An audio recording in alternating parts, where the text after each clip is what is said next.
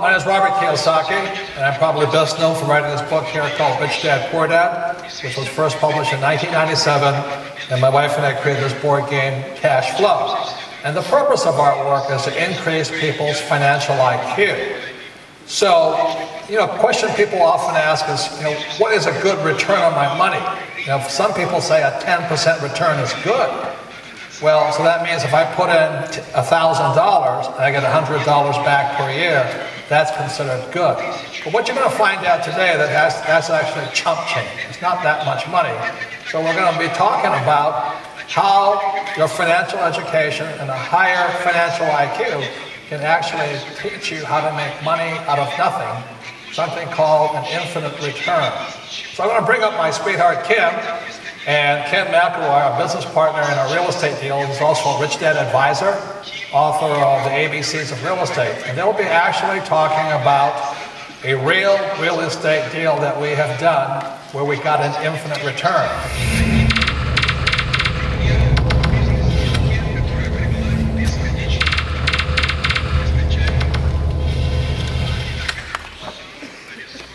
Hi, I'm Kim Kiyosaki, the co-founder of the Rich Dad Company along with my husband Robert, and I'm also the author of Rich Woman.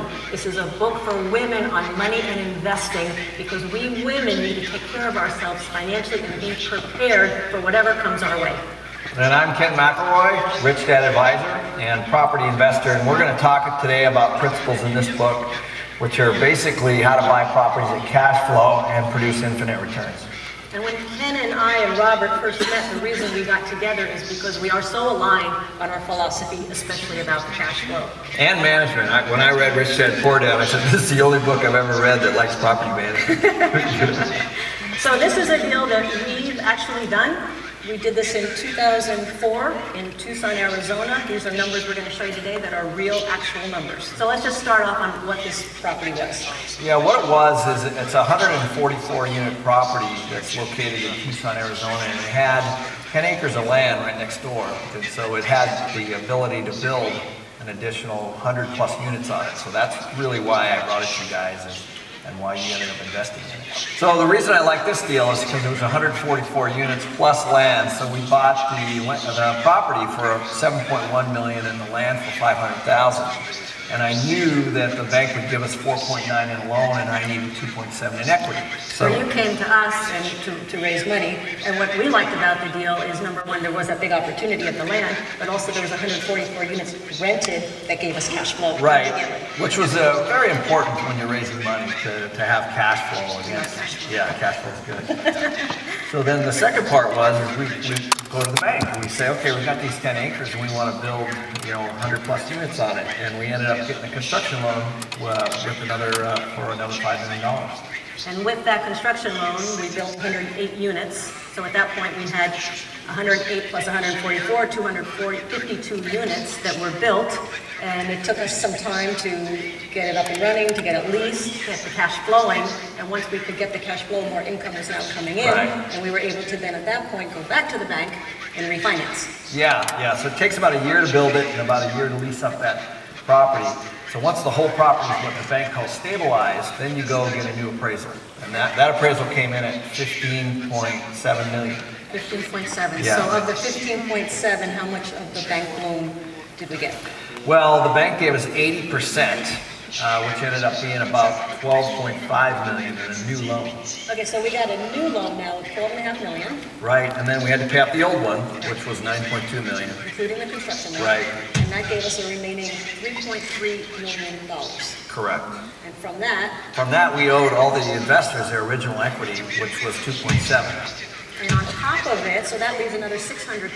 So for Robert and me, we put in $1 million. We got our $1 million back. Plus, we got an extra $200,000 from the refinance. Right. So at that point, everybody's out.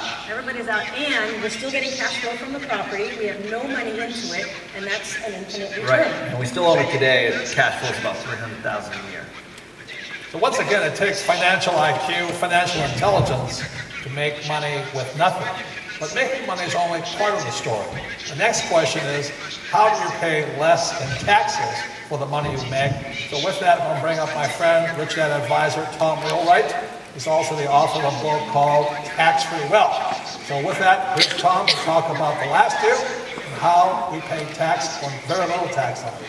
So before we get into the numbers and taxes, Tom, would you give the audience a little bit of your background, please? Sure. I have a master's of tax degree, and then on top of that, I spent 7.5 years with one of the 4 largest accounting firms in the world, Ernst & Young, and I spent another 4 years as the in-house tax advisor for a Fortune 1000 company before starting my own firm that I've been running for the last 16 years. And this guy loves taxes. So let's just summarize here. Kim and I put in $1 million. We got 1.2 million back, and every month we get X number of thousands of dollars every month income. So it's an infinite return. But how does that look from a tax perspective? It's wonderful from a tax side because the cash flow that came back as you were getting the monthly checks, totally tax-free. On top of that, the 1.2 million you got back is also tax-free because that 1.2 million is really debt, and debt isn't taxable. And then on top of that, when you put the money back into a new project, the money from that, the cash flow there, is also tax-free. And in addition, because there's so much tax benefits in these real estate deals, you also got to use tax benefits from the real estate to offset other income, and the government actually wrote you a check. Right.